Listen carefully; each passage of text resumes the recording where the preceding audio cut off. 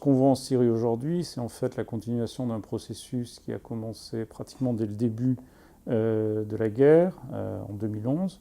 C'est la constitution de zones de plus en plus homogènes politiquement.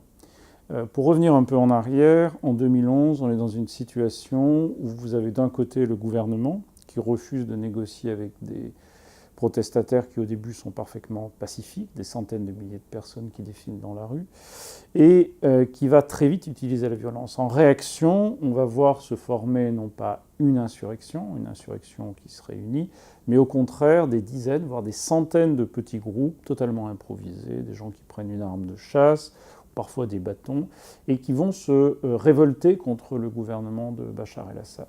Et donc on a une situation, un peu comme en Afghanistan au début des années 80, qui est marquée par une très grande décentralisation. Et à partir de là, ce qui était prévisible, c'était que progressivement, sous l'effet de la compétition militaire, de la nécessité de survivre, tous ces groupes, d'une manière ou d'une autre, allaient progressivement former des unités plus larges. Et aujourd'hui, on est à un point où le gouvernement syrien a pratiquement éliminé les poches, il en reste encore deux, mais il va probablement réussir à les éliminer, les poches d'insurgés à l'intérieur de son territoire, c'est-à-dire l'essentiel de la Syrie. Et par ailleurs, vous avez deux autres territoires qui ont émergé, un sous protection des États-Unis, avec le PKK comme acteur local, et l'autre sous protection de la Turquie, avec différents mouvements insurgés qui, dans l'ensemble, sont dépendants d'Ankara. Voilà un peu donc un mouvement général de concentration. Je crois que ça, c'est la chose importante.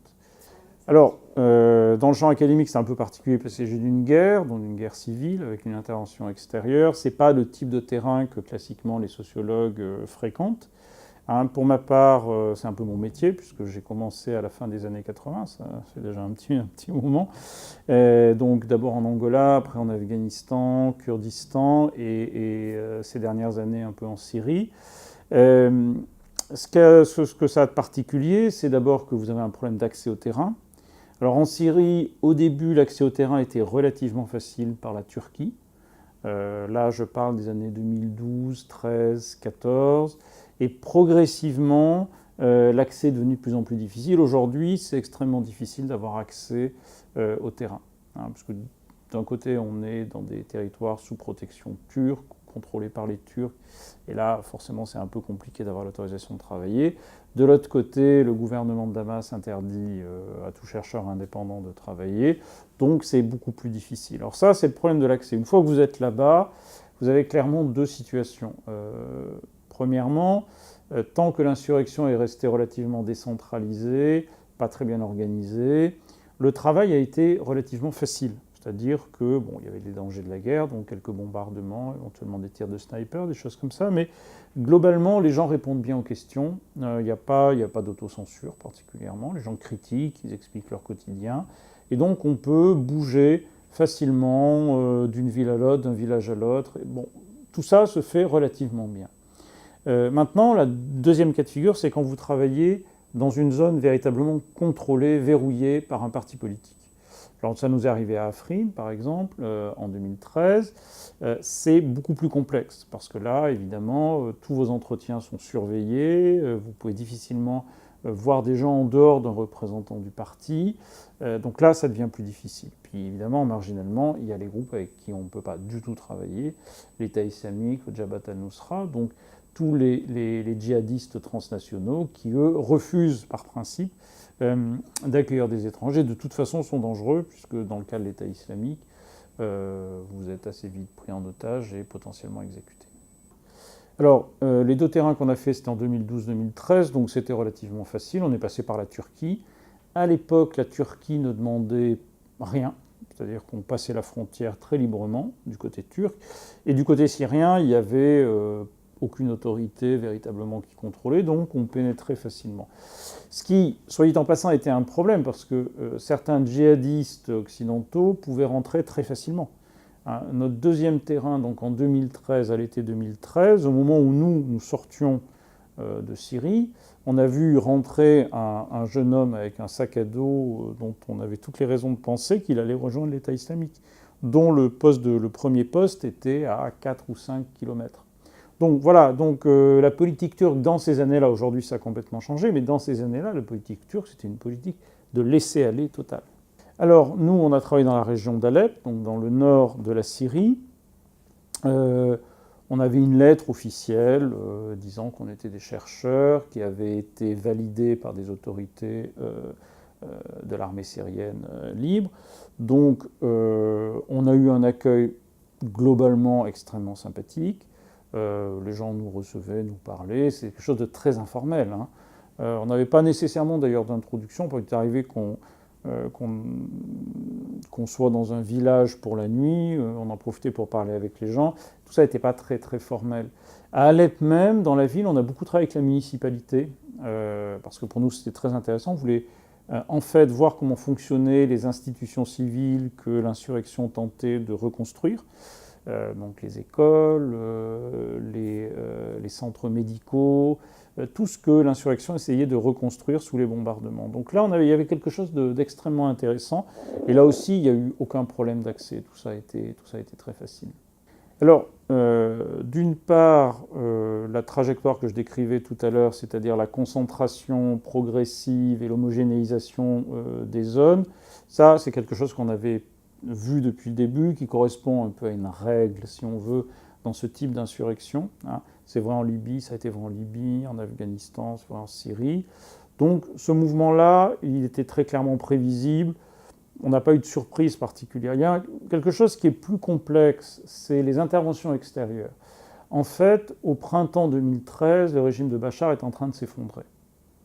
Donc s'il y a quelque chose de faux d'ailleurs, c'est aujourd'hui l'idée que la victoire de Bachar était inéluctable. Et que, bon, tout ça, c'est complètement faux. Non, le régime était vraiment en train de s'effondrer. Et c'est pour ça que le Hezbollah, donc le parti libanais, qui a des liens très étroits avec l'Iran, est intervenu. Et c'est donc l'intervention du Hezbollah qui empêche l'effondrement du régime de Bachar. Ça, ce n'était pas quelque chose de directement prévisible. C'est des décisions politiques de Nasrallah, des décisions politiques à Téhéran. C'est pas très facile de voir. La deuxième surprise qu'on a eue, c'est l'inaction d'Obama en septembre 13, quand il a finalement renoncé à bombarder le régime de Bachar, qui venait d'utiliser des gaz de combat contre la population civile. Là aussi, il y a un tournant tout à fait intéressant, et c'est ça qui a permis ensuite l'entrée de la Russie dans le jeu, avec l'entrée militaire après, à partir de 2015, puisque la Russie a bombardé non pas les djihadistes, mais la population civile pour briser l'insurrection et permettre le renforcement de Bachar. Voilà, donc ces tournants stratégiques sont des tournants beaucoup plus difficiles à prévoir. Hein.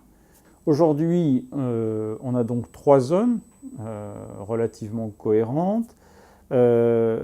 Si on s'intéresse à ce qui n'est pas le gouvernement de Bachar, on a donc une zone qui est dominée militairement par le PKK et sa branche locale, le PYD, sous protection américaine. C'est une zone qui est relativement instable parce qu'elle est constituée majoritairement d'Arabes et non pas de Kurdes. Donc le PKK, qui est un parti kurde et dont la stratégie est essentiellement dirigée contre la Turquie, se retrouve en Syrie à gérer une population arabe et en partie tribalisée. Ce qui fait que, le moins qu'on puisse dire, c'est que c'est un peu instable. Bon, ça, c'est le premier élément. Le deuxième élément, c'est que la Turquie a pris militairement le contrôle d'une zone. Dernièrement, le canton d'Afrine contre le PKK, d'où les combats assez durs qui ont eu lieu ces dernières semaines. Et là, on a à la fois l'insurrection, j'allais dire, dans sa continuité, donc l'ASL, et puis des groupes djihadistes, et plus dans la province d'Idlib, donc un peu plus au sud. Et dans cette province-là, la situation est pour l'instant extrêmement confuse. On a des groupes islamistes syriens, type anciennement Ahrar al-Sham. On a aussi des mouvements historiquement liés à Al-Qaïda, mais qui disent avoir pris leur distance par rapport à Al-Qaïda. Hein, tout ce qui était la mouvance du Jabhat. Et tous ces groupes sont dans une compétition en ce moment avec une forme d'arbitrage turc, puisque les Turcs sont effectivement au contrôle de la frontière, et c'est eux qui peuvent, jusqu'à un certain point, distribuer les ressources. Donc je dirais que pour ce qui est de l'insurrection, Aujourd'hui, elle est très largement dominée par la Turquie, ce qu'il en reste, et c'est sur une zone relativement étroite. Et pour la région d'Idlib, on est plus dans une logique encore d'affrontement entre mouvements djihadistes. À mon avis, dans les prochains mois, on y verra plus clair de ce point de vue-là. Alors, ce qu'il y a d'intéressant dans cette guerre, c'est qu'elle s'est internationalisée très vite. Alors tout à l'heure, je parlais du Hezbollah, par exemple, qui intervient au printemps 2013. Mais les interventions extérieures commencent avant. Elles commencent d'abord parce que le régime de Bachar décide de rappeler le PKK en Syrie pour diviser, pour casser l'insurrection. Et c'est donc le régime de Bachar qui va donner des cantons peuplés majoritairement de Kurdes au PKK. Et c'est en fait une alliance qui se renoue entre le PKK et le régime syrien, une alliance qui date déjà du père de Bachar el-Assad dès les années 80. Donc ça, c'est un premier jeu. Donc c'est la première fois qu'un élément véritablement étranger rentre. Et en même temps, à peu près en même temps, vous avez l'arrivée de groupes radicaux islamistes qui ne sont pas proprement syriens dans leur composition, ni dans leur idéologie, sont plutôt des gens qui font du djihad transnational, le Jabhat al-Nusra, et ensuite, quand le Jabhat va éclater, l'État islamique. Voilà, donc ça c'est la première intervention. Et on voit bien que ces groupes les plus radicaux, et c'est ceux qui jusqu'à un certain point vont contrôler le jeu politique pendant plusieurs années, ces groupes ne reflètent pas la structure de la société syrienne. L'État islamique n'a pas de base initialement en Syrie. De même, le PKK ne reflète pas le désir nécessairement des Kurdes, dont les positions étaient beaucoup plus nuancées. Une large partie des Kurdes étaient contre le régime de Bachar. Ils ne souhaitaient pas nécessairement une alliance. Donc on ne peut pas parler, ni en termes ethniques, ni en termes religieux, d'une représentativité de ces groupes. En fait, pour autant qu'on puisse le savoir, on a un vrai rejet populaire de Bachar autour de 2011-2012. Et ensuite, avec la violence de la guerre, on a une partie de la population qui s'est très probablement démobilisée en raison de la brutalité des bombardements. Les bombardements, rappelons-le, ont été extrêmement durs et dirigés contre les civils spécifiquement. On a tous en tête les images des hélicoptères avec des barils d'explosifs qui tombent sur les quartiers d'Alep, les bombardements systématiques des hôpitaux, des écoles.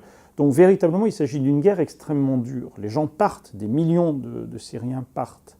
Et il est difficile, évidemment, de savoir s'ils sont encore mobilisés et si les groupes politiques aujourd'hui présents en Syrie peuvent se réclamer d'un soutien populaire. Il est probable, à mon avis, qu'une large partie s'est progressivement démobilisée, surtout que les perspectives de victoire contre Bachar el-Assad sont aujourd'hui très très minces. Alors le gouvernement français a eu, dans un premier temps, donc essentiellement pendant la présidence Hollande, une attitude très dure par rapport au régime de Bachar el-Assad. C'est-à-dire que les Français ont été parmi les premiers à demander le départ de Bachar, à dire que le régime de Bachar ne représente pas le peuple syrien, ni légalement, ni moralement, ni politiquement. Ce qui s'est passé ensuite, c'est qu'au moment où le président Hollande s'apprêtait à frapper le régime syrien en septembre 2013, de concert avec les Américains. Les Américains ont annulé au dernier moment les frappes et les Français se sont retrouvés extraordinairement en porte-à-faux. C'est-à-dire que leur position très dure les excluait de tout processus diplomatique, même si les processus diplomatiques pour l'instant sont essentiellement destinés à échouer. Mais la position française était difficile à gérer. Et le temps passant, les Français ont une position beaucoup plus nuancée. Et aujourd'hui, ils sont essentiellement sur une position, j'allais dire, d'attente. D'ailleurs, pour l'instant, il n'y a pas de possibilité pour les Français de rentrer véritablement dans le jeu. Maintenant, il y a une question spécifique qui est celle des combattants français djihadistes en Syrie. On sait qu'il y a eu des centaines de combattants qui sont passés par la Syrie. Certains sont morts en Syrie. D'ailleurs, l'espérance de vie des combattants étrangers en Syrie, combattant avec l'État islamique, a toujours été faible.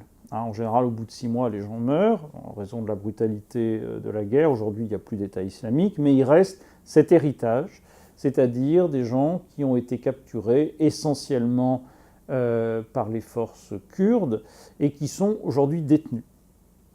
Alors la position du gouvernement français est une position, disons, un peu nuancée, de mon point de vue un peu confuse, c'est-à-dire qu'on ne reprend pas les combattants sauf conditions particulières.